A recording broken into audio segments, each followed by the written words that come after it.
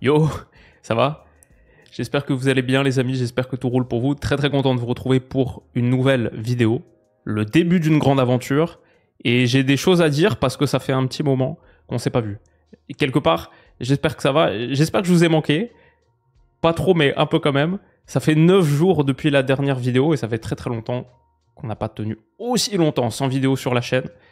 C'était pas particulièrement une expérience kiffante de mon côté, mais c'était, je pense, une expérience nécessaire. J'avais besoin de prendre un petit moment de recul, de retrait, avant le grand tunnel. Parce que comme dirait Walter White, à partir de maintenant, nothing stops this train. Jusqu'à la finale de Coupe du Monde, je pense mi-juillet, fin juillet, 3e semaine de juillet, un truc comme ça. Bon, il n'y a plus de pause. Je dis pas que vidéo absolument tous les jours, mais quasiment tous les jours. Et ouais, on s'arrête plus. On est parti. La grande aventure, elle démarre maintenant. Et j'avais besoin de prendre un petit peu de force, un petit peu de faire des provisions pour la route. Du coup, ça faisait très longtemps qu'on n'avait pas fait de FAQ. Genre plusieurs années, alors que là, le 5 septembre dernier, on a fêté les 8 ans de la chaîne. Ça fait un moment qu'on est là, mais la dernière FAQ, je pense, c'était peut-être l'arrivée à Amsterdam, ou il y a 2022, un truc comme ça. Donc, j'avais envie d'en faire une. Il y a des nouveaux sur la chaîne, et puis même, j'ai plein de choses dont j'ai envie de discuter, un petit peu sur mon travail, ma perception, la suite. Vous m'avez envoyé beaucoup de questions, merci pour ça. 656 commentaires sur ce petit post YouTube que j'ai fait. Bien sûr, impossible de toutes les couvrir, mais peut-être on s'en ajoutera quelques-unes pour des fins de vidéo, parfois de temps en temps. Ça m'a donné aussi des bonnes idées de sujets. Donc trop cool. Merci pour tout ça. Les gars, c'est parti. Petite FAQ des 8 ans et 1 mois. Et surtout, petite FAQ avant le grand tunnel. Le grand trajet. La première vidéo, donc une question de Suleiman, la première vidéo que j'ai vue sur ta chaîne, elle a FAQ des 5 ans, donc c'était il y a 3 ans, quoi, la dernière FAQ, qui commence par « Comment vas-tu, Willou ?» Du coup, je te pose la même question. Bah écoute, Suleiman, merci, ça va. C'est trop difficile de passer du temps sans vidéo, donc en vrai, quand t'es, je sais pas, youtubeur, créateur comme ça, mon mood est clairement corrélé à la fréquence de publication. Quand je me sens dans ma matière, vraiment productif, à donf, ça va très bien.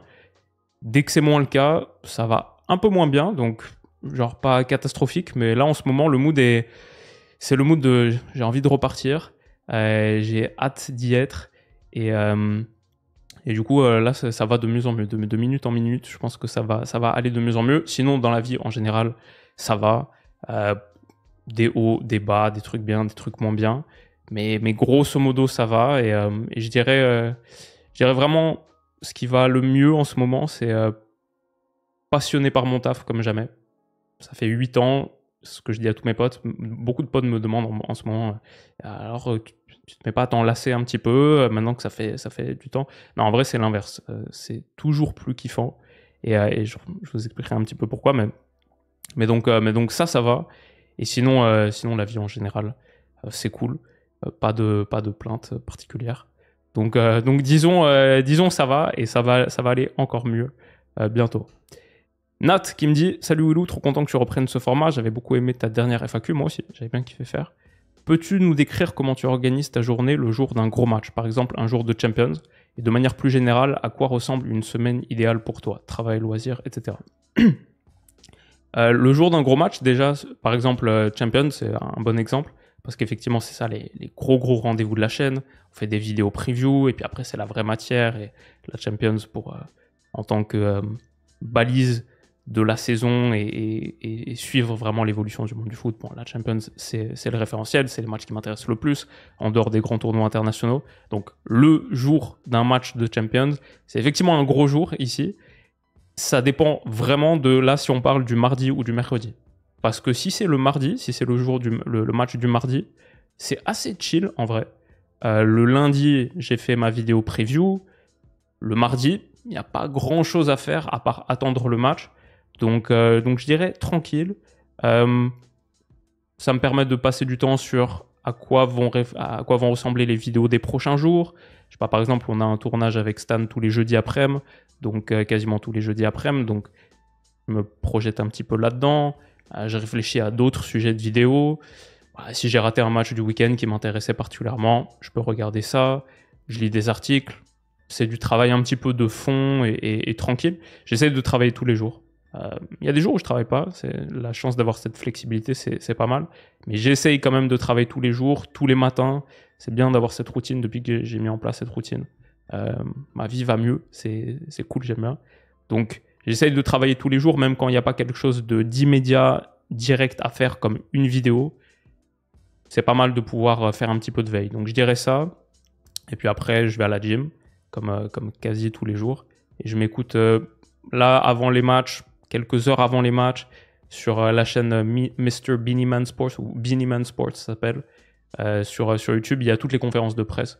Donc je peux écouter un peu les conférences de presse des coachs, des joueurs qui vont jouer les matchs là, et qui vont disputer le match notamment, qui arrive le soir même.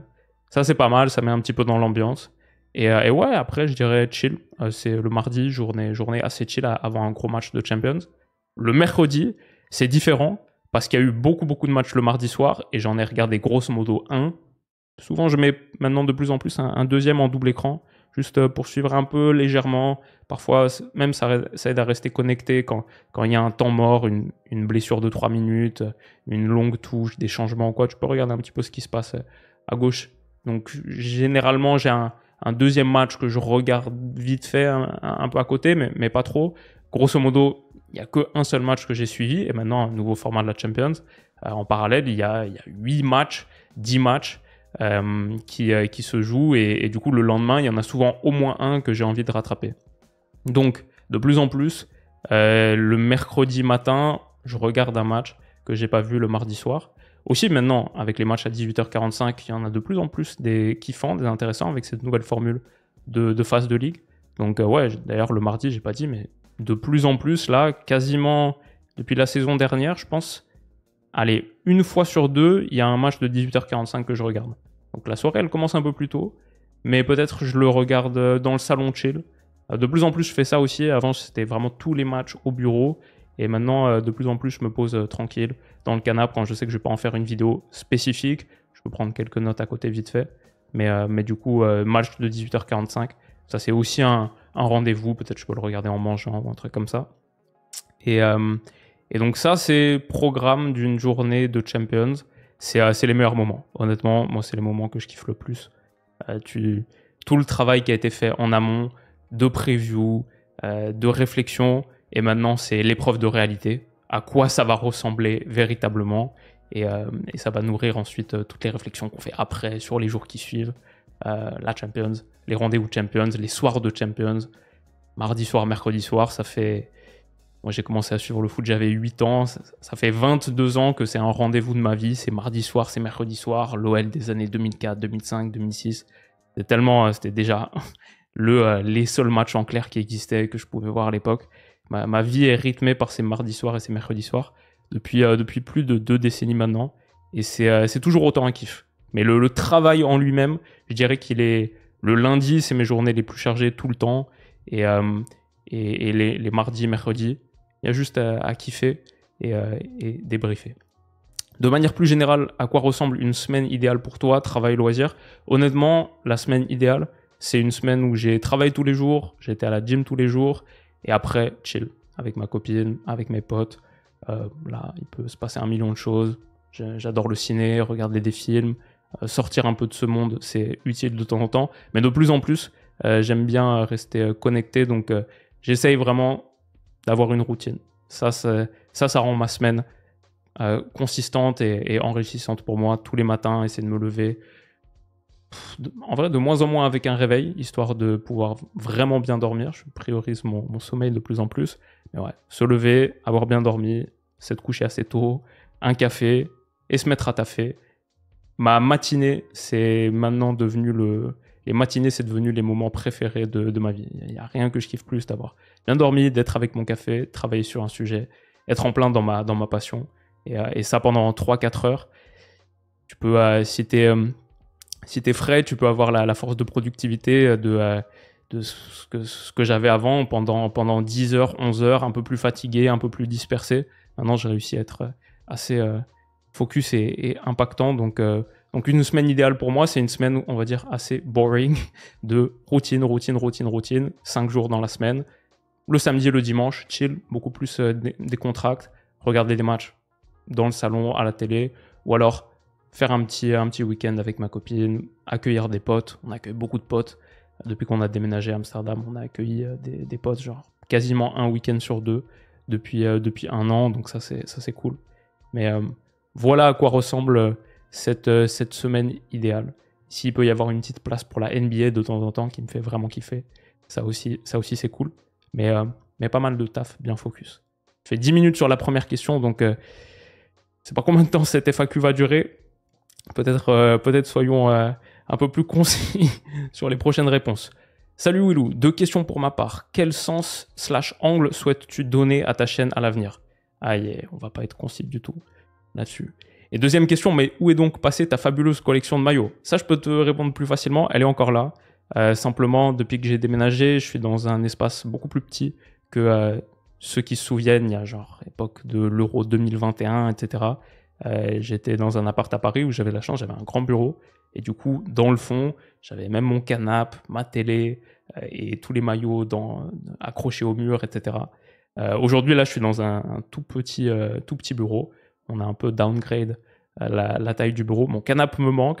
Et les maillots, ils sont toujours là, mais du coup, ils sont dans un coin. Je les ai pas accrochés parce que j'ai pas beaucoup d'espace vraiment pour les mettre. Et en plus, depuis que je suis passé sur ce format, où grosso modo, il y a ma tête juste un petit peu dans le coin de la vidéo, comme là, j'aime bien que ce soit juste vierge, blanc derrière. Je trouve visuellement, ça a aussi un petit peu plus d'impact, qui est juste, de toute manière, ma tête, elle prend pas beaucoup de place. Si en plus, il y a des éléments de décor derrière, je trouve ça un petit peu plus fouillis. Mais les maillots sont toujours là. Et malheureusement, ils voient pas trop le jour, donc peut-être je pourrais en vendre quelques-uns si je me tapais cette déterre, ou en donner ici et là. Mais voilà, les maillots sont encore là.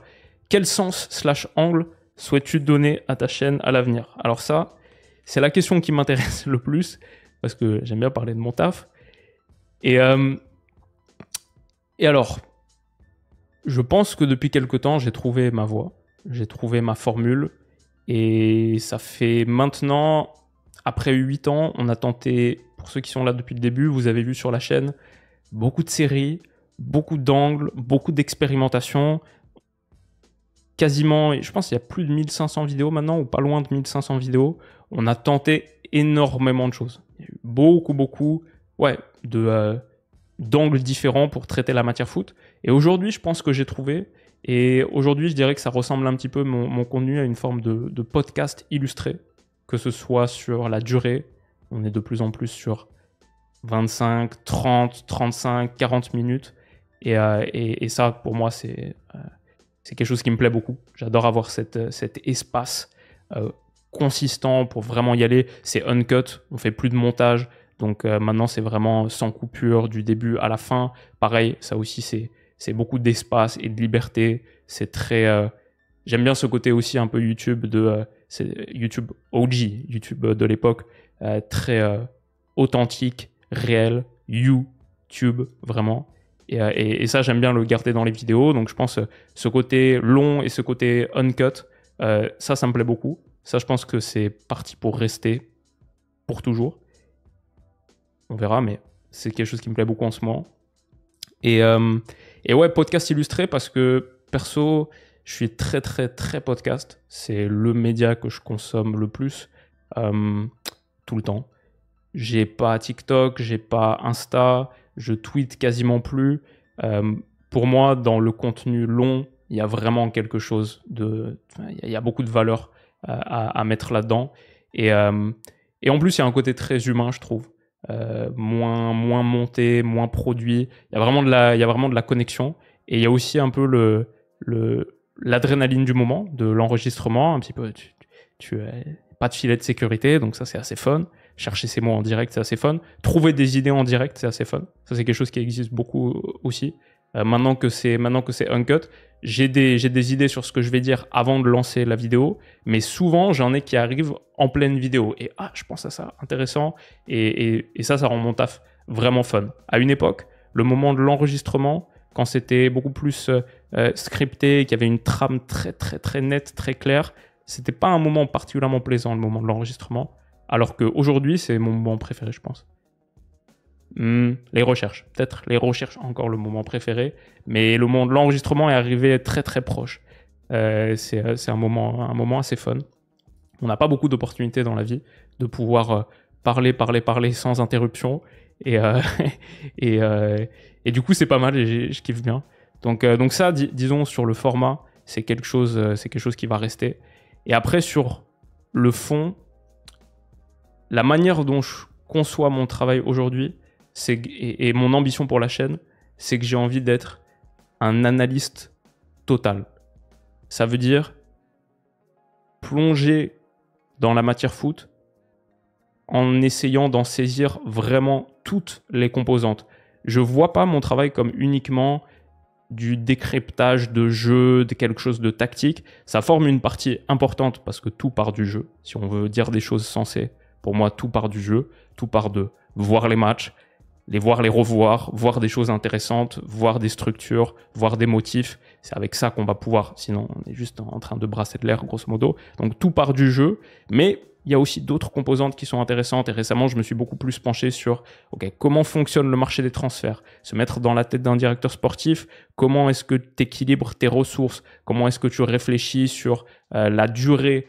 Par exemple, un mercato, c'est pas seulement renforcer son équipe à court terme, c'est aussi la renforcer pour le long terme, mais c'est parfois aussi ne pas faire d'acquisition pour avoir plus de munitions l'été d'après. Il y a beaucoup de composantes qui entrent dans le marché des transferts. Le comprendre, je suis à 10% de compréhension du marché des transferts, mais avant j'étais à 4%. Et comprendre cette composante-là, pour moi, elle est clé pour comprendre le foot, pour être cette analyse totale.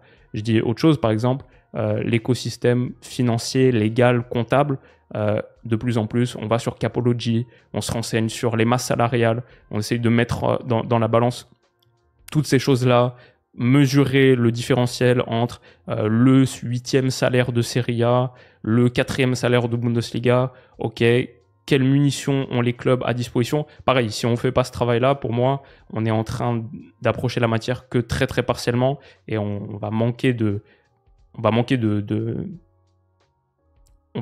matière pour comprendre véritablement ce qui est en train de se passer. Il nous manquera des angles de vue. Donc ça, c'est un truc en plus. L'histoire, de plus en plus, ça c'est une question intéressante parce que beaucoup de gens et beaucoup de potes me disent « Pourquoi tu fais plus des vidéos d'histoire ?» Et en fait, pour moi, j'en fais encore et je continue de me renseigner sur l'histoire du foot. Tellement de bouquins là, regarder des documentaires à gauche à droite.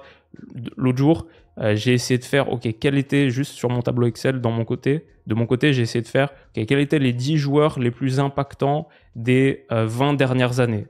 Donc, moi, et ChatGPT, et Internet, et mes bouquins, j'essaye de faire un top 10, et un jour, je le sortirai, ou j'essaierai de faire quelque chose autour de ça. Mais pourquoi ? C'est pas tant pour faire des vidéos historiques, c'est plus pour mieux comprendre le présent. C'est pour ça que je me vois comme l'ambition que j'ai pour la chaîne, c'est analyste total. Ça veut dire quelque part historien du présent. Le présent, le moment qu'on est en train de vivre aujourd'hui, demain, ce sera de l'histoire. Dans un moment, ce sera de l'histoire. On a rarement l'impression de vivre dans l'histoire, de vivre un moment historique, mais tous les moments qu'on est en train de vivre là, actuellement, au présent, demain, ce sera de l'histoire. Est-ce qu'on peut réussir, là, aujourd'hui, à comprendre cette matière le mieux possible pour la replacer dans son histoire ? J'ai un pote qui me dit, j'ai adoré ce commentaire parce qu'il a parfaitement saisi ce que je suis en train d'essayer de faire. Il me dit, j'ai remarqué que tu utilises de plus en plus la formulation en 2025. Le foot en 2025, c'est ça. Et en 2026, ce sera ça. Et en 2022, c'était plus ça. Et c'est exactement ce que je veux faire. Je vais essayer de resituer ce qu'on est en train de vivre dans la grande histoire de notre sport. Historien du présent, analyse totale. Si je réussis à faire ça, pour moi, on est en train de réussir le pari de la chaîne. C'est de vraiment comprendre et éclairer ce qu'on est en train de vivre.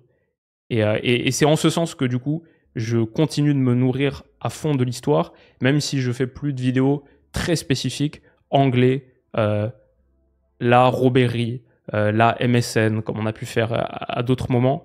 Parce que pour moi, ça, c'est quelque chose que je fais. Maintenant, je le vois plus comme une manière de nourrir mon expertise du présent l'angle de la belle histoire de l'époque et mettre en valeur l'histoire de l'époque. C'est un angle qui maintenant m'intéresse un petit peu moins et aussi qui est très difficile à faire sur YouTube parce qu'avec les droits d'auteur, qu'est-ce que c'est une galère d'utiliser même des fragments de match. À une époque, quand j'ai commencé, c'était possible, je pense, d'utiliser des séquences de jusqu'à genre 5, 6, 7, 8 secondes consécutives. C'était juste en dépassant peut-être 10 secondes que ça devenait difficile. Aujourd'hui, je me souviens, j'ai fait des vidéos il y a quelques années qui se faisaient striker pour des bouts de 2 secondes, 3 secondes. Les algorithmes sont devenus trop forts pour repérer les images que tu utilises. Et pour moi, c'est dur de faire des vidéos pure histoire, sans utiliser d'images d'archives, de véritables contenus, de vidéos, de voix, etc. Et du coup, ce travail de documentariste, entre guillemets, c'est pas ce que je veux faire parce que c'est très dur à faire sur YouTube, trop de contraintes techniques, et même, c'est pas ce que j'ai envie de faire dans l'absolu. J'ai envie de documenter le présent, plus que le passé. Donc ça, c'est mon angle, ça, c'est mon idée. Je dis ça, il y a encore des vidéos qui vont sortir, je pense, bientôt, qui seront un petit peu plus pure histoire, entre guillemets, mais je fais ça un peu comme des exercices pour me replonger dans l'histoire, pour avoir plus de choses pour nourrir le présent. Un peu comme quand j'avais fait 2 épisodes d'une série que j'avais lancée, et après les droits d'auteur en avaient voulu autrement, mais qui s'appelait Panthéon, où on étudiait vraiment le profil technique d'anciens joueurs. On a fait Tevez, Puyol, par exemple, et l'idée c'était vraiment comprendre, avoir des archétypes en tête de « Ok, ça c'est les forces de Puyol. » Et peut-être demain, on voit un joueur et on peut dire « Ah, il a un peu de Puyol en lui. » Ou pareil pour Tevez, etc. C'était un peu l'idée. C'était trop dur à faire techniquement. Ça prend tellement de temps aussi. Mais voilà, c'est comme ça que je vois. Le passé, oui. L'histoire, oui. Pour nourrir le présent et pour être fin sur ce qu'on dit au présent. Je pense que c'est grosso modo, parce que là, sur cette question, j'avais pris quelques notes. J'avais des choses particulières que j'avais envie de dire. Mais ouais, documenter, éclairer le présent comme si on parlait d'un temps passé. Parce que 3 choses. Parce que ça veut dire être très précis. J'aime bien la précision qu'exige le métier d'historien. T'es historien, tu dois avoir la passion du détail. Et je pense que sur la chaîne, ce qu'on essaie de faire, c'est avoir cette passion du détail. Rentrer vraiment dans les détails qui donnent un panorama bien consistant, bien complet de la matière. Donc, la passion du détail, tout en ayant aussi un sens de la perspective. Il faut aussi prendre du recul. J'aime bien cette double distance. Être très proche de la matière, le regard collé à la matière, et en même temps, il faut savoir prendre 3 pas de côté pour voir comment tout s'ancre historiquement. Cette double... C'est la longue vue, en fait. Il y a un côté qui zoome, et il y a un côté où tu vois en tout petit avec beaucoup plus de distance. Et cette longue vue de l'historien qui a 2 manières de la regarder, ça pour moi c'est quelque chose que je cherche à faire. Ça pour moi c'est quelque chose qui est cool dans mon métier, qui me fait beaucoup kiffer. Et aussi la 3e chose, dans le sens, l'angle que je souhaite donner à ma chaîne, j'ai envie que ça reste fun. Et ça peut-être que c'est quelque chose un peu sous-coté, sous-estimé. Pour moi il faut que ça reste fun, divertissant, parce que le foot, le sport, il faut pas qu'on oublie que oui, à la base, c'est un jeu, un spectacle, un divertissement. C'est très visible quand tu regardes un match. Bien sûr, il y a des belles actions, il se passe de belles choses. Mais même en allant plus loin, c'est le sport professionnel, cette chose qu'on a créée civilisationnellement, cette chose qui existe dans nos cultures, c'est une invention assez phénoménale qui est belle, qui porte tellement de belles choses en elle. Des belles valeurs, des splendides valeurs. Dépassement de soi, coopération, sens du sacrifice, savoir perdre. Il y a ce côté très vrai dans le sport. Tu sais, on peut faire tous les discours qu'on veut. Il y a beaucoup d'autres disciplines dans la vie où, grosso modo, c'est juste parler. Et dans le sport, on a parlé, on a les voix, mais après, on a l'épreuve de réalité. Ça, je pense qu'il ne faut pas le sous-estimer, parce qu'il y a beaucoup de choses dans la vie où on n'a pas cette épreuve de réalité ensuite. On peut parler, et après, il y a le match. Après, il y a la vérité. Et cette vérité-là, elle est tellement belle, c'est pour ça que les matchs en eux-mêmes, c'est ça qui m'attire le plus dans le foot, c'est les matchs en eux-mêmes, parce qu'on parle, et après, on a la vérité. Et cette vérité, déjà, elle n'est pas facile à forcément démêler, mais elle est là, elle existe dans ce qu'on vient de nous présenter. Et démêler cette vérité, trouver cette vérité, avoir cette vérité, le fait que cette vérité existe, ouais, je trouve ça magnifique. Et le foot est beau parce qu'il est vrai. Et le sport est beau parce qu'il est vrai. Donc ça me donne envie de le traiter de manière positive. Pour moi, il faut que ce soit joyeux parce qu'on a la chance que cette chose très très vraie existe. Et c'est pour ça que je m'ancre pas du tout dans la tradition du commentateur pessimiste / cynique, qui est quelque chose qui existe beaucoup, le polémiste, on va dire, le cynique, parce que je vois pas de raison de l'être. Je trouve que, alors il y a certaines parties où on n'est pas obligé d'être un BA gnangnan et penser que tout est rose, tout est beau, évidemment, comme dans tout dans la vie.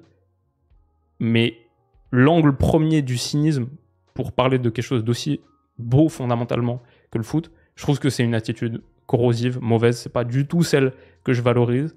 Et je trouve que le cynisme aussi se donne beaucoup de l'apparence de l'intelligence. Et qu'en vrai, le cynisme, c'est une posture assez simple. C'est facile d'être cynique. Quand quelqu'un est cynique, il semble tout de suite assez smart. Et je trouve que c'est un peu trop simple, un peu trop manipulateur. Il y a souvent une apparence de consistance dans le cynisme, mais pas vraiment de substance dans le cynisme. Donc, je veux pas être un cynique. Je veux que ce qu'on continue de traiter, ce soit fun, qu'on mette en valeur les belles choses de ce sport, les choses, la lumière du foot. Et il y en a beaucoup de lumière. Donc, être un historien du présent, être un analyste total, être sur YouTube et en podcast, et que ce soit fun. Voilà l'angle que je souhaite donner à ma chaîne à l'avenir. 27 minutes, terme. Peut-être ça va nous permettre, je pense qu'on a bien débroussé, donc peut-être ça va nous permettre d'aller plus vite sur celle d'après. Roro le blaireau me demande, le foot est un sport cyclique, chaque année on y retourne, même programme, même décor. Tu nous régales depuis des années avec des vidéos sur le foot, merci beaucoup. Est-ce qu'à force tu ne te lasses pas? Comment fais-tu pour rester motivé et maintenir une cadence de vidéo et une rigueur impressionnante encore aujourd'hui? Pour le coup, réponse très simple, je pense qu'on a déjà commencé à l'évoquer. Plus tu rentres dans la matière, pour moi, et ça c'est vrai dans tellement de choses dans la vie, plus tu creuses, plus c'est fun. Quand tu as beaucoup de distance, quand tu es vraiment un novice sur quelque chose, c'est fun au début. C'est fun, il y a cette fameuse courbe où au début, quand tu es novice sur quoi que ce soit, c'est très attirant, tu fais vite des progrès, donc c'est cool. Après, tu stagnes un peu, tu es dans ce niveau intermédiaire. Et puis après, il y a une autre colline, et pour moi, c'est la colline sur laquelle je suis aujourd'hui, en ayant dédié maintenant ma vie depuis 8 ans à ça, en étant en plus un gamin fan de foot depuis la première heure, depuis plus de 2 décennies, comme j'ai dit. Maintenant, il y a ce côté où cette matière, elle est infinie de toute manière. Peut-être il y a une dimension cyclique, saison après saison, mais déjà chaque saison est différente. On ne se baigne jamais 2 fois dans le même lac, et on ne vit jamais 2 fois la même saison. Bah, c'est tellement vrai. Donc, constamment du nouveau, constamment il y a toujours le défi de resituer ce qu'on vit dans la perspective historique. Et pourtant, il y a toujours la possibilité de dévier et de ne pas se rendre compte que ce qu'on vit, c'est de l'histoire. Donc, référence à ce que je disais tout à l'heure. Ce défi, il est passionnant. La matière, elle est passionnante. Chaque année, je la trouve plus complexe. Je ne trouve pas que chaque année, ça devient plus simple. Je trouve que chaque année, ça devient plus difficile. Il y a d'autres dimensions qui deviennent plus simples. J'ai une facilité maintenant sur ma routine, et il y a des motifs que j'ai repérés, et sur la structure, il y a des choses qui sont simples. Mais la matière en elle-même, je la trouve chaque année en ayant plus de détails en tête, je vois plus de détails encore. Je crois qu'il y a une bonne image qui existe pour parler de ça. Mais ouais, c'est... Il y a trop de choses. Donc, du coup, rester motivé, maintenir une cadence de vidéo. Après, il y a aussi la dimension perso. Être productif sur YouTube, avoir cette chaîne qui marche bien, c'est quelque chose qui me rend heureux fondamentalement. Maintenant, je suis en plus, je trouve que je me suis vachement, par rapport à il y a quelques temps, je me suis assez départi des chiffres, des objectifs. J'ai toujours essayé, mais c'est jamais facile. Et même encore aujourd'hui, je continue de regarder quand même le nombre de vues, les abonnés, tout ça, mais moins qu'avant, je pense. Maintenant, je suis plus axé moyen que résultat. Trust the process, je pense que ça n'a jamais été aussi vrai. Ça a toujours été vrai, mais maintenant, c'est plus vrai encore que jamais. Je suis vraiment focus sur, OK, tous les matins travailler et quasiment tous les jours essayer de sortir une vidéo où tu as vraiment plongé dans ta matière, tu as un peu mis les œillères sur le reste. Phoné en mode avion, je check plus mes mails, je suis plus sur les réseaux. Je suis vraiment, moi, mes articles, mes conférences de presse, ma matière, mes sites, mes matchs, et focus là-dessus. Et ça me rend tellement heureux qu'il y a un côté kiffant dans trouver une activité qui rend ta vie quotidienne, vraiment la vie quotidienne, épanouissante. Donc ça fait que non, je suis pas du tout... je suis pas du tout lassé. Honnêtement, j'ai été plus lassé à d'autres moments, alors qu'aujourd'hui, pas du tout. Et en plus, je continue de voir des nouveaux angles pour la traiter. En ce moment, par exemple, si j'ai un petit peu de temps libre, la dernière après-midi, par exemple, j'ai passé du temps à... j'ai sorti un cahier et j'ai fait l'effectif des Phoenix Suns. La saison de NBA va bientôt reprendre. Phoenix est dans une position très, très difficile. OK. 2 pages, on regarde l'effectif, les forces, les faiblesses, l'histoire, la situation dans laquelle ils sont. Et tout ça, c'est parce que la NBA, ça me passionne. Mais aussi, je sais que je vais trouver des nouveaux angles pour traiter la matière foot. La construction d'un roster, comment ça marche quand tu es dans une position un petit peu intermédiaire comme celle-là. Bien sûr, la structure footballistique, elle est différente que la structure en basket. Pas de salary cap exactement.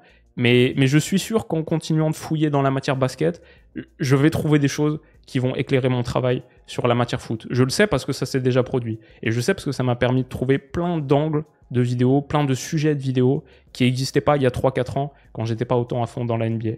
Et ça, c'est juste un sport qui maintenant m'a encore plus éclairé mon sport. Et ça peut continuer. Et ça, je pense, c'est le travail d'une vie. Et comme j'ai la chance d'avoir une audience derrière, je peux en vivre. Donc on va juste continuer. Et la motivation, je vous jure, elle est plus qu'intacte, elle est croissante. Flipdonic m'a dit « Salut Willou, dans ta vidéo de 2022 sur les bonnes résolutions, tu t'étais fixé 5 objectifs. » Aïe. Alors, faire 200 vidéos, ça on l'a fait. Reprendre le sport, on l'a très bien fait. Apprendre le néerlandais, on n'a pas du tout fait. Méditer, on l'a un peu fait. Et réduire les réseaux sociaux, on l'a pas mal fait. Donc, quel bilan tu en tires aujourd'hui ? Écoute, pas mal. Je pense méditer, je pourrais le faire plus. Je pense que tout le monde pourrait le faire plus. Mais en fait, donc méditer, à une époque, j'étais à fond dans la méditation, j'en parlais beaucoup. Et je pense qu'aujourd'hui, méditer, j'en ai tiré des bénéfices long terme. Donc, j'ai compris la posture méditation et j'en ai retiré une forme de sagesse sur la vie, une forme de recul et de modération de mes émotions et de être dans le moment présent. Donc, j'en ai tiré des leçons long terme, mais le truc avec la méditation, pour moi, c'est que c'est pas que en tirer des leçons long terme, c'est aussi un exercice quotidien, comme aller à la salle. À la salle, tu vas à la salle, tu en tires des leçons long terme sur la vie, l'effort, le sacrifice, la récompense différée, etc. Mais si tu veux avoir des résultats, il faut quand même y aller tous les jours. Les récompenses long terme vont pas te permettre d'avoir un corps en... Enfin, les leçons long terme, elles te permettent que partiellement d'avoir un corps en bonne santé. Il faut quand même faire le travail quotidien. Et du coup, méditer, il me manque là, en ce moment, ça fait quelques temps. Ça fait plusieurs semaines / mois. Et ça fait clairement plusieurs mois, voire plus d'1 an, que j'ai pas eu une pratique récurrente. Tous les jours, tous les 2 jours. Faire ces 10 petites minutes. Parce que ça, c'est un exercice comme travailler un muscle qui est utile dans le cadre d'une journée. Les leçons long terme, je pense, elles sont là. Dans le cadre d'une journée, ce serait très utile. Donc ça, il n'y a pas grand-chose à faire. Il faut juste le faire. Il faut juste pas se trouver d'excuses et le faire. Et merci, Flipdonic. Je vais essayer de plus le faire. Réduire les réseaux sociaux à mort. Ça, c'est une de mes grandes réussites des dernières années parce que en fait, réduire les réseaux sociaux, pour moi, c'était juste Twitter, parce que de toute manière, j'ai jamais été sur Insta, TikTok, le reste. J'ai Messenger, Signal, WhatsApp avec mes potes, où on discute. Ça, pour moi, c'est pas vraiment les réseaux sociaux. Ça fait très, très longtemps que je vais plus sur Facebook, le site Facebook, pour voir ce qui s'y passe. Donc, grosso modo, c'était Twitter. Et Twitter, j'y passais pas mal de temps parce que j'avais un peu cette fausse sensation que c'était utile pour rester connecté à ce qui était en train de se passer dans mon écosystème. Aujourd'hui, je l'ai totalement retiré. Je vais plus sur Twitter, à part de temps en temps pour moi poster un tweet. Et c'est tout. Je poste le tweet, je ferme Twitter. Et genre l'appli sur mon phone, je dois y passer 5 minutes par semaine maintenant. Ça a grave amélioré ma vie. Parce que malheureusement, c'est un réseau qui est devenu très très toxique. Algorithmiquement, il est construit pour être toxique, pour retenir ton attention, pour créer du outrage, etc. Tout ce qu'on sait sur la réalité de ce réseau social aujourd'hui. Donc honnêtement, c'est une perte de temps, c'est une perte d'énergie. Je me souvenais à l'époque d'être... tu te retrouves à mentalement, t'es désormais sur les 5 prochaines minutes préoccupé par une question que quelqu'un vient de poser, que tu n'avais pas du tout en tête. Genre, quelqu'un dit « Ah, ce film Disney, il est vraiment nul. » Et toi, tu es là « Ah, non, mais moi, je l'ai bien kiffé. C'est dingue, quelqu'un pense ça, ça m'énerve un peu et tout. » 5 minutes avant, tu n'étais pas du tout en train de réfléchir à ça. Tu étais dans ton propre monde, tu étais en train de vivre ta propre vie. Et maintenant, tu te retrouves matrixé par « Ah, ça m'énerve que les gens pensent que ce film Disney est nul. » Donc, ça n'existe plus dans mon existence maintenant et je m'en porte beaucoup, beaucoup mieux. C'est une très, très bonne chose. Et avoir son attention happée par quelque chose qui est construit pour être malsain, surprise, c'est malsain. Ça m'a fait beaucoup de bien. Et maintenant, je suis beaucoup plus intentionnel dans ma consommation de médias. Donc, c'est grosso modo beaucoup lire des articles. J'ai chopé un Kindle. Ma copine m'a offert un Kindle. Et j'ai une extension Chrome qui s'appelle Push to Kindle, où je peux aller sur n'importe quelle page, donc souvent des articles, The Athletic, d'autres publications. J'appuie sur le bouton Push to Kindle et je me load les articles sur le Kindle. Donc le Kindle, c'est cool parce que c'est très sympa pour lire. Cette vidéo n'est pas sponsorisée par Amazon. C'est très sympa pour lire et en plus, il n'y a pas d'appli. Donc il n'y a pas de possibilité de partir sur autre chose, d'être déconcentré. Tu as juste ton article, tu lis ton article et j'essaie d'en lire le plus possible comme ça, quasiment tous les articles que je peux sur le Kindle, hop, hop, hop, et on lit ça à tout moment de la journée, le matin avec le café, à tout moment possible. Ça, c'est pas mal et finalement ça, je consomme du contenu beaucoup, beaucoup plus qualitatif que n'importe quel petit tweet que tu peux trouver sur ce réseau social. Et dans l'ensemble, ça, c'est une très, très bonne chose. Ça, c'est un bon bilan. Le sport, ça a toujours fait partie, enfin, pas toujours, mais ça fait maintenant quasiment 10 ans que ça fait partie de mon existence. Et c'est quasiment quotidien, 5-6 séances par semaine. Ça fait du bien, c'est bon pour la santé, au-delà de la dimension esthétique, qui est importante pour se motiver, mais maintenant, c'est plus vraiment ça. C'est juste kiffer au quotidien, se sentir bien, faire une coupure avec mon taf, où je passe beaucoup de temps assis à ma chaise, la petite séance de 16 heures, hop, on revient, maintenant la soirée démarre, et on a vraiment fait une coupure mentale. En plus d'être sain, le cardio, la masse musculaire, c'est bon pour la santé, donc ça, clairement, ça fait partie de ma vie, et sur les vidéos, on est pas mal. Sur les vidéos, on est pas mal. Le nombre de vidéos, les objectifs sont atteints. Malheureusement, le néerlandais, ça, pour ceux qui savent pas, je vis aux Pays-Bas, ça fait 4 ans maintenant, j'ai pas appris le néerlandais. J'ai un peu honte. En même temps, en vivant à Amsterdam, il n'y en a pas vraiment besoin. Et dans la vie, quand t'as pas un incentive fort pour quelque chose, c'est dur de se forcer à le faire. En plus de ça, apprendre une langue, ça prend beaucoup, beaucoup de temps. Et la réalité, c'est que si mes journées faisaient 36 heures, ouais, je consacrais 4 heures par jour à apprendre le néerlandais. Elles font que 24 heures. Si je prends 2 heures par jour, 1 heure par jour, pendant de longues semaines, je retire de l'énergie, du temps et du focus dans la chose qui me prend le plus de temps, d'énergie et de focus, c'est la chaîne.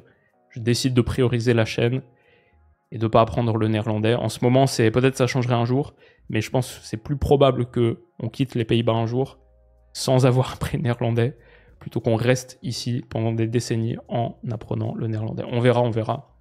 Mais c'est là où j'en suis.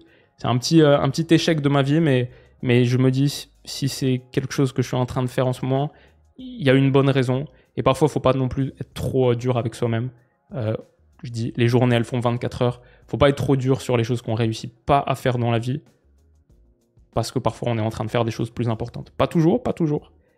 Mais parfois, oui. Et pour le cas, je pense que c'est le cas. Est-ce que tu joues au foot toi-même? Tu étais fort? Quel poste? Quelle qualité? Défaut? Merci Max. Bon, réponse facile. J'ai joué au foot 5 ans quand j'étais petit, donc pas un haut niveau. J'étais gardien. Je jouais au foot par contre beaucoup à la récré, dehors au parc. Quand j'étais petit, dès que l'école était finie, je prenais mon ballon, je descendais au parc, j'essayais de trouver des gens pour jouer et je kiffais jouer dans la rue. J'ai pour le coup, j'ai véritablement vécu l'école française de jouer sur le bitume, sur les cages de hand. Ça, c'était une grande partie de mon enfance. Et du coup, est-ce que tu étais fort? Bah, dans le foot, il y a pas mal de niveaux.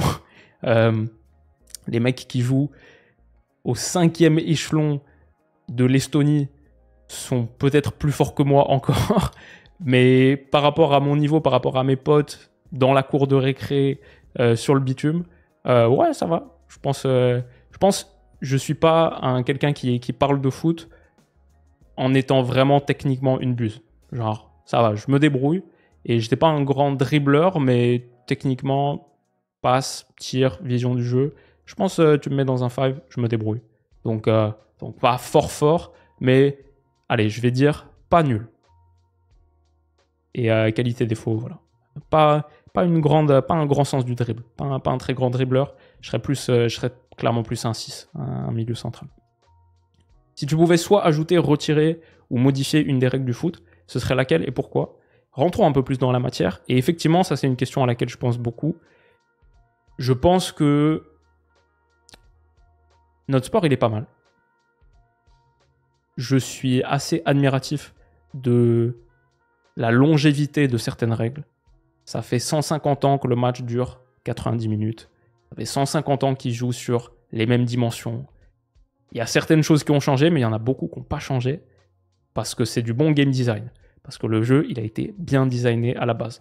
Toutefois, il me semble y avoir un problème de game design assez clair dans le monde du foot, c'est le penalty. Je pense que c'est pas logique d'attribuer un penalty, c'est 0,75 XG, donc 3/4 d'un but, pour des choses qui parfois sont vraiment des détails. Je trouve qu'en plus, avec maintenant les règles de la main, la VAR, on voit de plus en plus de penalty donnés, mais aussi de plus en plus de penalty recherchés, où le but, tu vois que le but clair d'une action pour un joueur, ça va être effectivement de pousser le ballon, prendre le contact, tomber, et c'est devenu une stratégie viable pour marquer des buts.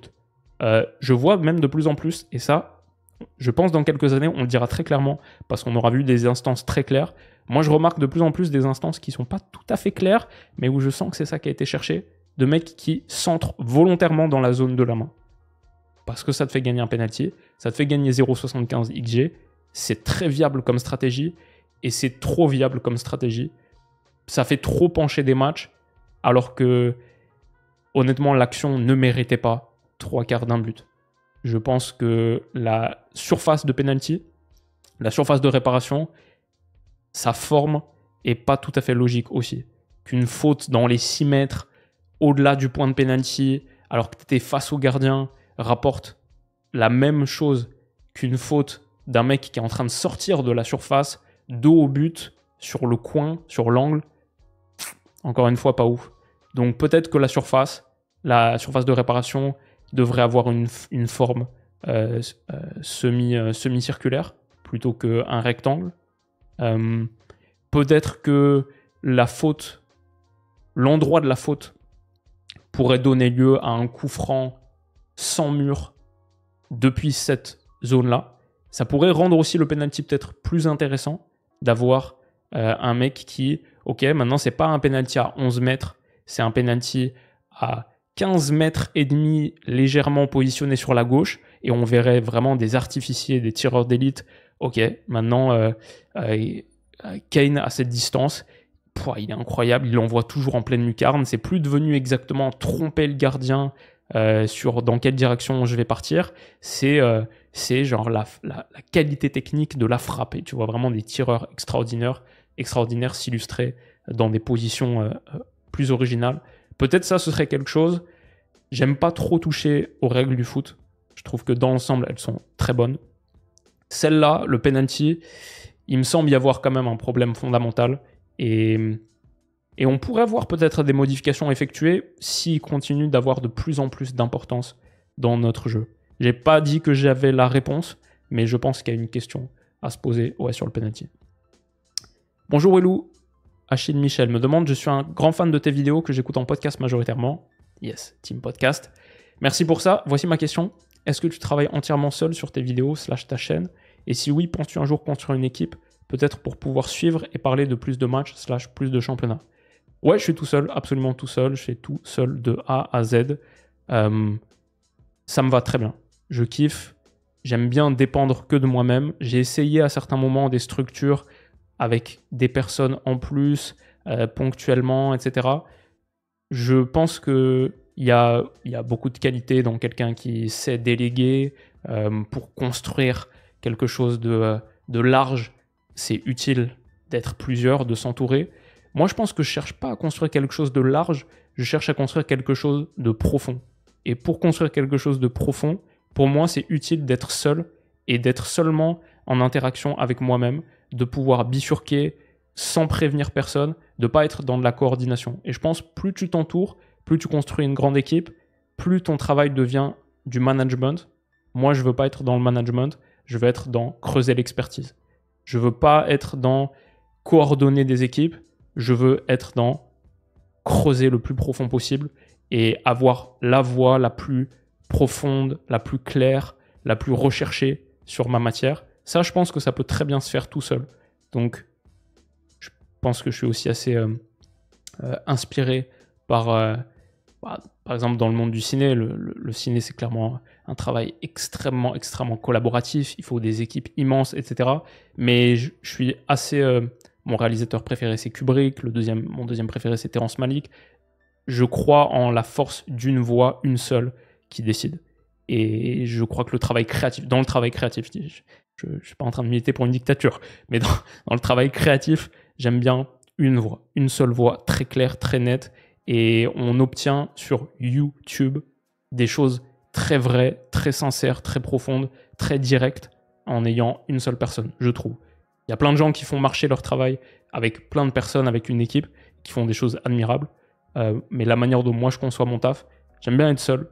Et le but, c'est pas de tout couvrir. J'ai pas l'ambition d'être un média. J'ai l'ambition d'être une voix. Et pour être une voix, être seul, pour moi, ça marche bien. Salut Willou, Thomas Depart. Allez, nice, bonne question. J'imagine que tu as vécu beaucoup de moments forts en tant que supporter de l'OL. S'il fallait en retenir un seul, celui qui t'a vraiment fait vibrer, que ce soit par l'intensité, le contexte, l'émotion, ce serait lequel? Pourquoi celui-là? Continue ce que tu fais. Merci beaucoup. Mec, très dur de dire, mais j'ai quand même préparé une réponse. Je pense... Alors, j'ai deux réponses. Le premier match qui m'a véritablement... il est fondamental dans la personne que je suis devenu niveau foot, mon affection pour la Champions, le foot de soirée, ces grands moments, et bah, c'est pas mal connecté à l'OL sur TF1, l'époque Champions à l'époque, et OL Real Madrid, 2005-2006, le 3-0. Ce match, c'est le plus grand match de ma vie, je pense. C'était notre meilleure équipe, 2005-2006, c'est le prime de l'OL. Juninho, le coup franc lointain, on aurait pu gagner 4-0 à la mi-temps, Juninho rate un penalty, c'est tellement fort ce qu'on est en train de faire à ce moment-là. C'est juste un match de phase de groupe, mais pour moi, à Gerland, le maillot noir, c'est vraiment c'est le sommet pour moi de l'OL, et c'est un match que j'ai vu très très jeune. Donc celui-là à la télé. Mais après, sur l'intensité, pour moi, la pure intensité émotionnelle, là où tu vas la vivre le plus fort, c'est au stade. Et du coup, je vais te sortir un match très très original. Peut-être que j'en ai déjà parlé sur la chaîne, c'est possible. Mais c'est OL Le Mans qu'on gagne 3-2 en 2007. C'est celui-là, si vous voulez. Il y a une vidéo YouTube de Flock38 qui est sortie il y a 18 ans à l'époque. Et c'est juste une vidéo de 8 minutes. C'est 8 minutes de direct. Parce que c'est un match qu'à Gerland, on est en train de perdre 2-0, doublé de Gervinho. Et entre la 71e et la 78e minute, je crois, on marque 3 buts, on revient, on gagne 3-2. Ça semble pas grand-chose. C'est un match de championnat. Je crois que c'est la 7e, 8e journée de championnat à l'époque. C'est notre dernier titre, cette année-là, 2007-2008. Et c'est un match que j'ai vu au stade avec mon papa. C'est un match où une remontée comme ça, à l'époque, c'était rare. Et aujourd'hui, on vit dans l'époque post-remontada. Ça semble pas si choquant que ça. Un match qu'une équipe perd 2-0, puis remonte 3-2 avec des buts même pas dans le temps additionnel, 70e à 80e minute, grosso modo. Ça semble même pas si choquant que ça. À l'époque, je vous promets, ça arrivait beaucoup moins. Beaucoup moins. Aujourd'hui, ça se trouve, week-end prochain, on va le voir en première ligue, cette situation. Mais à l'époque, ça existait peu. Et je vous promets que c'est le cas, parce qu'à Gerland, l'ambiance, c'était un délire. On aurait dit que c'était la remontada du Camp Nou. On aurait dit que c'était un moment d'histoire extraordinaire. Et si tu écoutes les commentateurs là de ce match, c'est pareil. Ils vont tout de suite dans le délire. Je crois que c'est Bernard Lacombe, peut-être sur TLM, OLTV, qui est le second commentateur, et qui dit il n'y a que le foot pour procurer des émotions comme ça. Il y a une intensité émotionnelle pour ce qui était juste un match de championnat. Mais à l'époque, les remontées comme ça, c'était rare. Et quand ça se produit, au stade, c'était un délire absolu. Donc Sinegovu qui marque le 2-1, Benzema de la tête, le 2 partout, Milan Barros, dont j'avais le maillot, qui marque le 3-2 sur un corner, tout ça en 7 minutes. Juste un match de championnat, juste OL Le Mans, le Mans de Daisuke Matsui et Gervinho, un beau Mans. Mais c'était extraordinaire comme match. C'était le match que j'ai vécu avec mon père au stade qui était le plus intense, clairement le plus intense. C'était la folie en tribune complète. Et donc celui-là, je pense que peut-être pas grand monde même s'en souvient, mais les supporters de l'OL qui l'ont vécu et qui étaient au stade, ils s'en souviennent pour toujours. Et voilà, OL Le Mans 2007. On arrive proche de la fin. Nairo qui me dit, ma question, je sais que tu es lyonnais et supporter de Lyon, mais as-tu une équipe que tu apprécies un peu plus que les autres? Ah, ça c'est bien, ça me permet de mettre les points sur les i. Je sais que c'est compliqué comme question car tu es toujours neutre, mais j'aimerais bien savoir, et si oui, pourquoi? Merci. Honnêtement, non. Je suis supporter de l'OL, et vraiment c'est tout. Et pourtant, j'ai essayé. J'aime être supporter d'un club. J'aimerais avoir d'autres équipes, je pense. Quand tu es supporter, tu es tellement à fond dans la vie du club, tu as une pulsion facile d'y aller et de maîtriser tous les éléments. Même quand tu regardes un match en tant que supporter, je l'ai noté pour l'OL, tu vois plus de choses. Parce que tu es tellement connecté émotionnellement. Genre, une mauvaise passe, une mauvaise passe et c'est lui qui a fait la mauvaise passe. Ça me rappelle il y a 3 matchs. C'est vrai qu'il n'avait pas fait un bon match. Tu es tellement connecté à ce qui est en train de se passer parce que tu le vis dans ton cœur et ça te frappe du coup encore plus fort dans ton cerveau. Alors qu'il y a d'autres matchs, d'autres équipes que je regarde, où parfois je sens que je rate des trucs parce que quand X joueur de Y équipe rate telle passe, ok, ouais, ça arrive, c'est une passe ratée dans un match, ça arrive, alors que d'autres qui sont supporters de cette équipe vont vraiment pouvoir ancrer ça dans une histoire de leur équipe. Donc j'aimerais supporter plus d'équipes, je pense, pour avoir plus cette connexion-là. La réalité, c'est que non. Quand j'étais plus jeune encore, quand j'avais genre 8, 9, 10, 11, 12, 13, 14 ans, il y avait des équipes avec lesquelles j'avais plus d'affinité pour des raisons comme j'avais leur maillot par exemple. Donc un des premiers maillots que j'avais, mon oncle m'avait filé un vieux maillot de l'Inter, je trouvais magnifique, bleu et noir, splendide.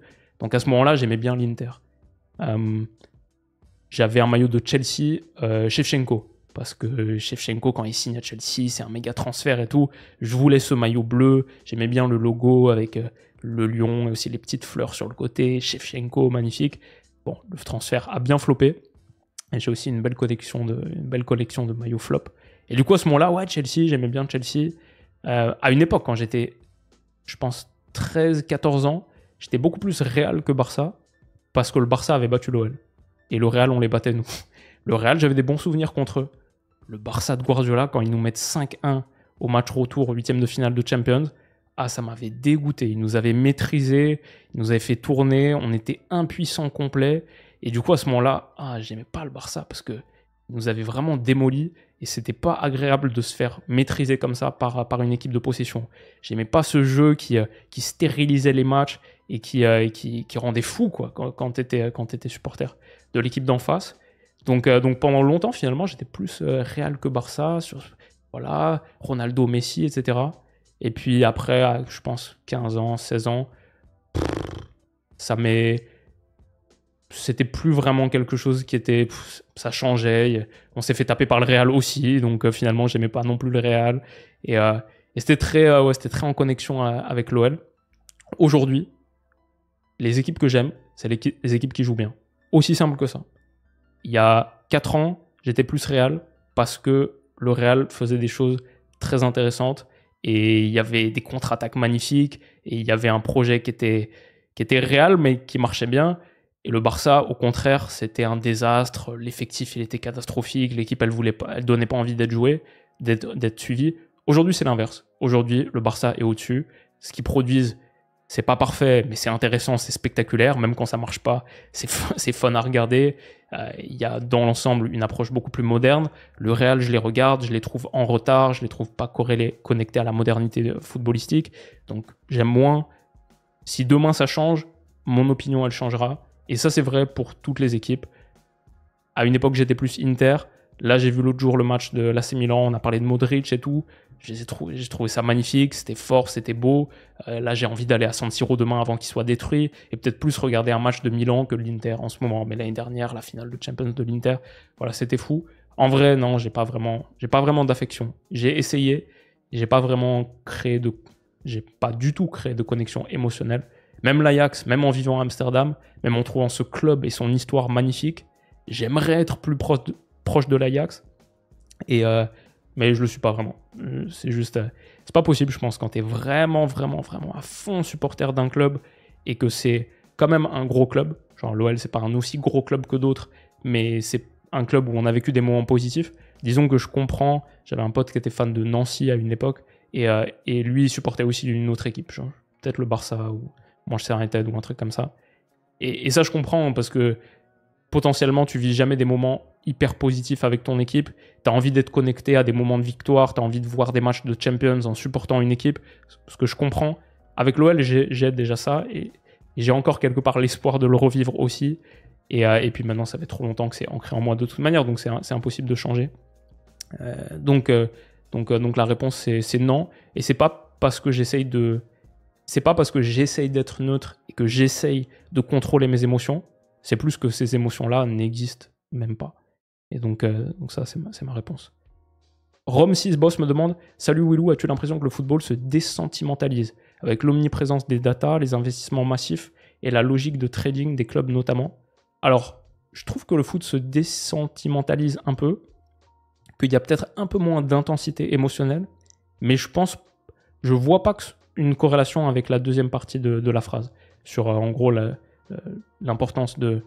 Alors peut-être la logique de trading, si par contre ça ouais, l'omniprésence des data, les investissements massifs, non, ça non. Disons que j'ai pas cette vision romantique du foot d'hier qui était pure et pas gâchée par la puissance de l'argent, etc. Non, je suis pas dans ce camp-là, mais le foot se désentimentalise. Je pense qu'il y a un petit peu moins... Je vois un peu moins de puissance émotionnelle, un peu depuis le Covid. Je trouve que le Covid a un peu... le Covid a percé un peu le ballon et il y a plein d'air qui est sorti et on essaie de le regonfler de plus en plus. Et les matchs sont plus intéressants aujourd'hui et je trouve la qualité footballistique est large meilleure aujourd'hui qu'il y a 10 ans et qu'il y a 5 ans même encore. Mais par contre, sur à quel point je vois des gens autour de moi, peut-être parce que maintenant j'ai 30 ans et mes potes j'ai 31 ans et mes potes sont trentenaires aussi. Donc plus tu grandis, c'est un peu classique de... T'es jamais autant fan de foot qu'à 15 ans, 20 ans, après tu grandis, d'autres choses arrivent dans ta vie, tu te retires un peu, t'es un peu moins engagé émotionnellement. Peut-être que ça joue. Mais j'ai aussi la sensation que, typiquement, comme je te dis, tu vois, genre OL Le Mans 3-2, au stade, c'était un délire complet. Genre, il y avait une puissance émotionnelle autour de ça. Aujourd'hui, je la ressens un peu moins. Peut-être que... il y a pas mal de choses. Je pense que la logique de trading, oui, parce que les joueurs restent moins longtemps. Et quand les joueurs restent moins longtemps, tu construis moins d'affection envers ton équipe. Quand, disons, sur un cycle de 3 ans, 90% de l'effectif change. Tous les 3 ans, 90% de l'effectif change. Tu regardes l'effectif de ton club il y a 3 ans et il ne reste plus que 10% des joueurs qui étaient là à l'époque. Si c'est ça la situation de toi et ton club, effectivement, il y a une perte de connexion. Je pense que c'est normal. On n'a plus trop aujourd'hui de joueurs qui sont vraiment des mecs qui étaient là il y a 8 ans, il y a 9 ans, et qui sont vraiment des fils rouges de ce club. Ça, en perdant ça, tu perds un petit peu de connexion émotionnelle. Et après, je pense les réseaux sociaux, dans le sens où aujourd'hui, on a beaucoup démystifié les joueurs, les stars, à une époque. Et pourtant, ils faisaient tout autant d'erreurs, et plus encore que les joueurs aujourd'hui. Mais à une époque, tu parles juste de Scholes, Maldini, Nesta, Giggs, etc., c'est pas pour dire que le foot de l'époque était mieux qu'aujourd'hui, c'est pas du tout ce que je pense en plus, mais simplement comme il n'y avait pas les réseaux sociaux pour rebondir sur leurs mauvais matchs, les démystifier, ils restaient des mythes et des légendes. Et l'intensité émotionnelle du coup qu'il y avait autour de leur performance était vraiment magnifiée. Alors qu'aujourd'hui, même les immenses joueurs d'aujourd'hui, il suffit de quelques mois de passage à vide et tu peux te retrouver des memes, des caricatures, des trucs qui percent un petit peu le mythe des joueurs actuels. Ils sont démystifiés et ça, je pense que ça donne un petit peu moins de force à ce que tu vois. Chaque joueur peut être un peu plus vite soumis au ridicule. Et je suis pas en train de bien articuler cette pensée, mais j'ai envie de faire une vidéo longue sur ce sujet, donc peut-être on pourra l'aborder plus en profondeur une autre fois. Mais je pense que les réseaux sociaux ont contribué aussi, avec aussi l'omniprésence de ce qu'on voit. On voit beaucoup plus de foot, même si on voit potentiellement moins de matchs longs, mais par contre, il y a beaucoup plus de projections dans notre monde de réseaux sociaux. Du coup, ça rend les matchs un peu moins mythiques, peut-être un peu moins forts émotionnellement que quand tu voyais ton équipe seulement 6, 8, 10 fois par an et la moitié du temps au stade, par exemple. Enfin, je pense qu'il reste 2 questions. Comment comptes-tu t'y prendre pour ta série de vidéos sur le mondial à 48 équipes? Ne crains-tu pas de disperser tes efforts en faisant une vidéo pour chaque équipe, en plus de celle sur la saison régulière? Tout à fait, Oussem. T'as très bien cerné le truc. 48 équipes, on ne fera pas 48 vidéos. Est-ce qu'il serait plus efficace de faire une vidéo par groupe après le tirage? Je ne vais pas faire exactement comme ça, mais par contre, on va faire, je pense, on parlera des 48, mais il y aura peut-être 20 vidéos pour aborder les 48. Il y aura certaines nations qui auront leur vidéo dédiée, mais je pense que sinon, on va faire des groupements. Une vidéo, est-ce qu'un petit pousset peut choquer? Et là, on met 6 petits poussets, le Cap-Vert, la Jordanie, l'Ouzbékistan, et on fait un petit tour plus rapide sur ces 6-là en les groupant ensemble. On va faire des choses comme ça, et il n'y aura pas d'intro, malheureusement, comme on a fait sur les dernières éditions, parce que je peux pas faire une 5e vidéo, je peux pas faire une 5e intro sur la Croatie, sur le Danemark, j'ai plus de choses à dire maintenant sur ces pays, et aussi ça prend beaucoup trop de temps. J'ai envie qu'on soit plus dans la profondeur de l'analyse sportive. Donc je pense que c'est comme ça qu'on va procéder. Une question sur l'histoire du foot de Winter, donc je pense que ça, pour le coup, on y a répondu, qu'avant je traitais beaucoup l'histoire du foot, maintenant je vois les choses différemment. Donc ça c'est ma réponse. Et enfin, voilà, ça c'est la dernière question. Esteban qui me demande: Hello Willou, petite question pleine de curiosité, comment est née votre collaboration avec Stan? Est-elle venue de ton côté ou de son côté? Comment se sont passées les premières discussions pour trouver le contour de votre collaboration? Merci de ta réponse et grosse pensée pour Stan en ce moment difficile. Effectivement, j'avais envie de finir là-dessus parce que je voulais lui envoyer beaucoup de force. Si vous avez vu sa dernière vidéo, vous savez que malheureusement, il a perdu son papa. Sa vidéo, je vous encourage d'aller la voir. Elle est très très touchante. Elle m'a clairement décroché plusieurs larmes. Et ouais, on lui envoie beaucoup de force, beaucoup de soutien. C'est un mec incroyable et il est en train de vivre cette épreuve avec une force choquante. On discute de temps en temps. Et ouais, il est incroyable ce mec. La collaboration, elle est venue de mon idée pour le coup. J'étais en train de regarder les finals de NBA. Je pense que c'était Golden State Boston ou Golden State Cleveland peut-être. Une série que les Warriors ont gagnée. C'était il y a 4 ans maintenant, je pense. Et en regardant cette série, en me mettant encore plus à suivre la NBA à ce moment-là, je regardais aussi des émissions à gauche, à droite, et j'avais vu de ESPN First Take, une émission que je regarde plus trop maintenant, mais à l'époque, le côté vraiment 2 visages et un sujet, et les 2 sont en opposition et défendent des thèses vraiment très claires. Ça m'avait bien parlé, je me disais, c'est assez fun, ça a l'air assez fun à faire, et peut-être je pourrais ajouter ça à mon catalogue, des moments un peu plus tranchés, où on prend un sujet et vraiment 2 positions différentes et on le creuse à fond. C'était un petit peu ça le début de l'idée avec Stan, donc je l'ai contacté, je fais « Hey mec, ça va, on s'est jamais parlé, mais je kiffe ton travail, je connais tes vidéos, c'est du bon taf, ça te dirait de taffer ensemble et de faire ce projet ensemble ?» Donc on s'est eu par Skype, on a discuté. Ça, c'est marrant. Première discussion qu'on a ensemble, il me parle immédiatement de son père. Il dit franchement, je suis chaud, mais jusqu'où est-ce que tu vois la chose? Parce que moi, mon papa, il m'a dit, quand tu fais quelque chose, tu le fais à fond et il faut avoir de l'ambition. Donc ça, c'était pour vous replacer le bonhomme. C'était direct son idée. Et Et ouais, on a tout de suite accroché. On partage beaucoup de choses. Le côté, l'anglophonie, notre attrait pour ce monde, l'ambition qu'on a sur nos chaînes, sur nos projets, et l'envie de sortir de nos zones de confort, de casser un peu les codes. Faire ce truc-là, à ce moment-là, ça matchait super bien. Et moi, je pensais qu'il était, c'était un mec très punchy, drôle, un sens de la formule incroyable, mais je pensais que sa dimension analytique, elle était un peu sous-évaluée, sous-cotée.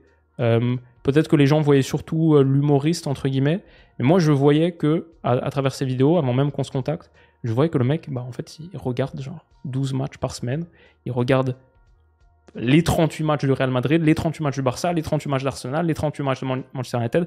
Et en fait, cette matière-là, il y avait moyen de vraiment en faire quelque chose. Et j'allais trouver un interlocuteur en face. On pouvait vraiment, vraiment discuter avec la matière, avec les actions, et pas juste en brassant du vent. Donc ça aussi, ça m'attirait beaucoup.